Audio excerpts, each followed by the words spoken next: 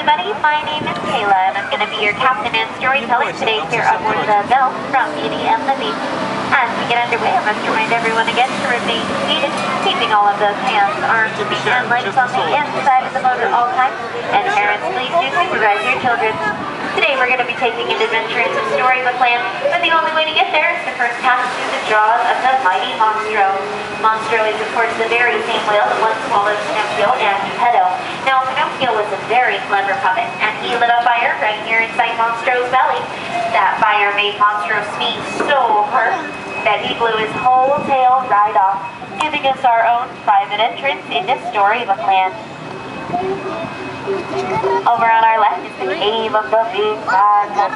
He's always trying to help him tuck his way over to the three little pigs, but they are safe and sound across the canal in the house made of straw and sticks and wolf-proof bricks.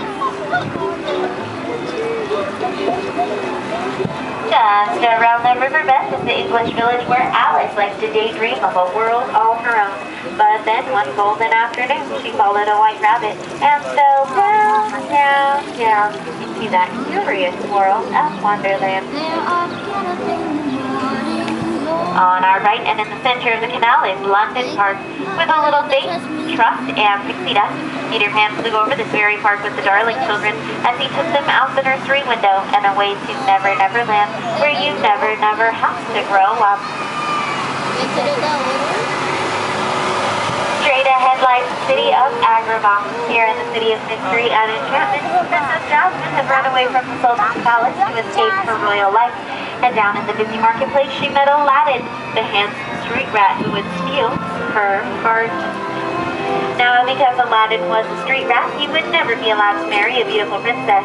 Luckily, his friend the genie knew just what to do, and he transformed Aladdin into Prince Ali. It was right here underneath the rose-covered arches that Ali took Jasmine away on a magic carpet ride, flying over, sideways and under, to a whole new world.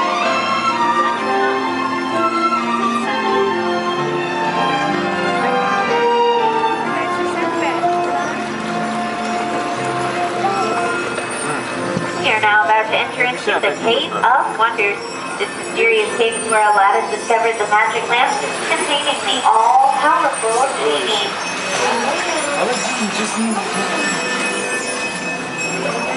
Over on our right is the cottage of Snow White and the Seven Dwarfs.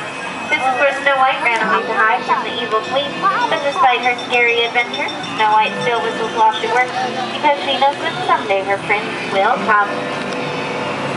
Over on our left is the French village where Cinderella once lived with her wicked stepmother and ugly stepsister.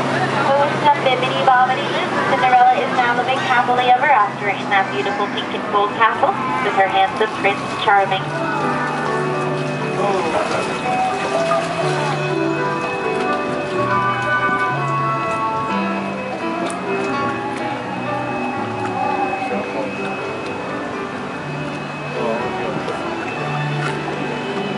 You're now traveling along the banks of the giant living patchwork quilt. This quilt was inspired by the 1933 Silly Symphony Lullaby Land, and it is made up entirely of living desert flowers. Like the patchwork quilt, all of our plants here in Storybook Land are real. We just shrink them down to storybook size, using a special process known only to our Disneyland partners, and of course with a little bit of help from Tinkerbell. Pink flies in each night with a sprinkle of pixie dust, just to make sure that our plants never grow up.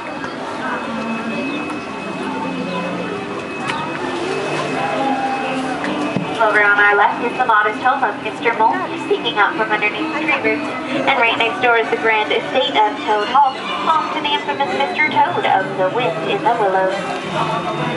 Also on our left are the three Dutch windmills. This mill in the center was made famous in the Silly Symphony, the Old Mill, and it would go on to win Walt Disney an Academy Award back in 1937. Straight ahead is the Alpine village of Pinocchio. This is where Geppetto wished upon a star to bring his little wooden puppet to life.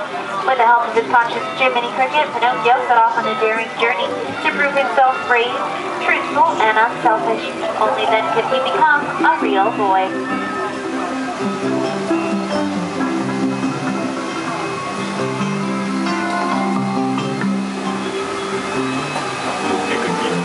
Over on our right is the seaside castle of Prince Eric.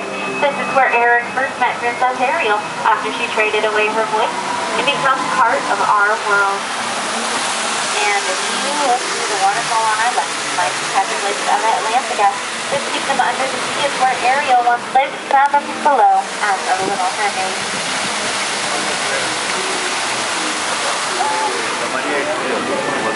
Well guys, it looks like our story is coming to its end.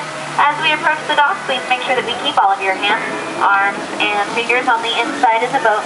Now on my count of 3 and on my count of 3 only, we are all going to stand up together so that nobody goes finding Nemo the hard way. Thank you all so much for letting me be your storyteller today, and I hope that you all find happily ever after.